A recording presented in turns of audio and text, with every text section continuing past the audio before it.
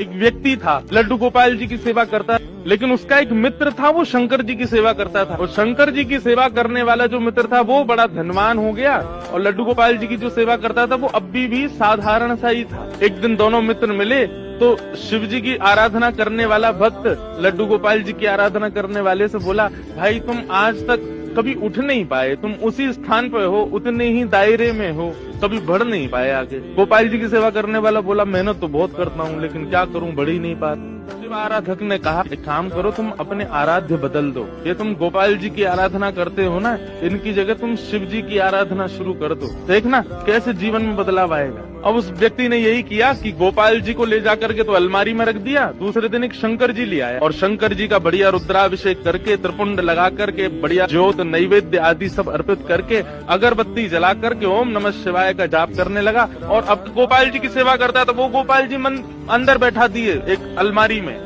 उनकी सेवा बंद, ओम नमः शिवाय का जाप करने लगा।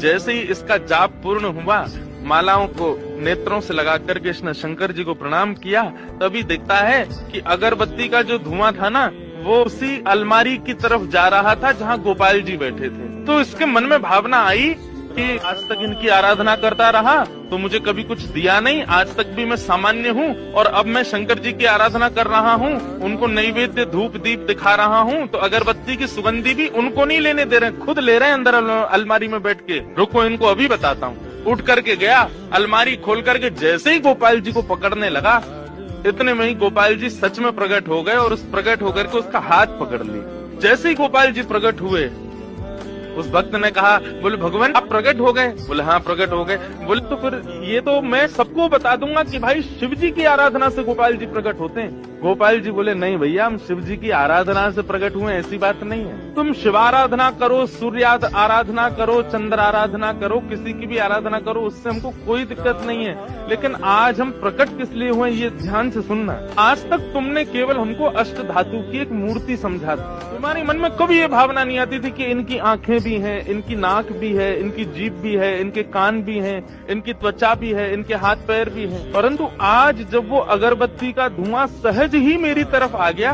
तो तुम्हारे मन में ये भावना आई कि अगरबत्ती की सुगंधी मैं ले रहा हूँ, मतलब मैं जड़ नहीं हूँ, मैं चैतन्य हूँ। वास्तव में शिव आराधना ने मुझे प्रकट नहीं किया, तुम्हारे हृदय में जो चैतन्यता का भाव मेरे प्रति आया है उसने मुझे प्रकट किया। ये चैतन्य